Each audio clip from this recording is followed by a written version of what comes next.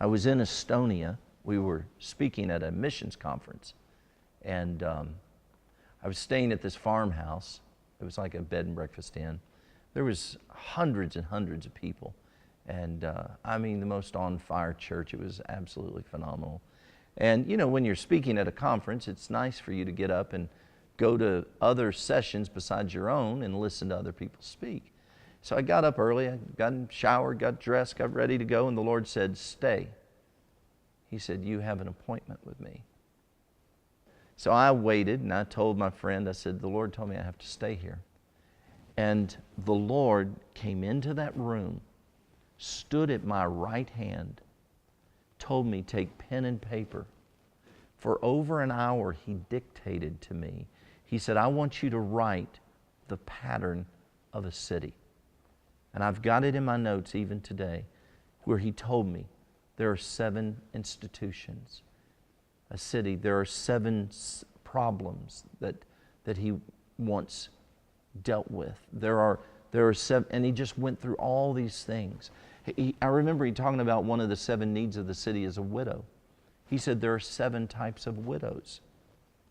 And I said, "What?" He said, a widow that dies, that her husband dies at a ripe old age and served the Lord, she has different needs than a widow that's young whose husband died of a violent death. And I remember during that hour, over an hour, where He stood there and talked to me, and I wrote every word He said. I remember telling Him, why have we not known all these needs and these things that go into a city? And I heard the Lord say, because you haven't cared. Here we are, the people that hold the answer to life's problems. But it's like a doctor. You can't prescribe the medication that cures till you care enough to listen and know what the disease is. If you can't diagnose it, you can't prescribe the answer. And we have to care enough as believers to know what the real issues are going on in our cities, going on in our families, going on in our nation. If we're really going to prescribe the right answers and not be just driven by one cliche after another.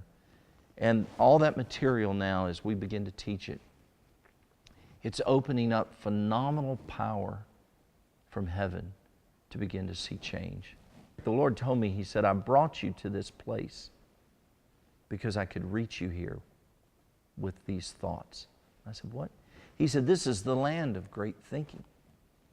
I said, "What great thinking?" He said, "Communism, Karl Marx." And I said, "But that's wrong." He said, "Yes." He said, that one concept created an enemy to the free world for decades and decades.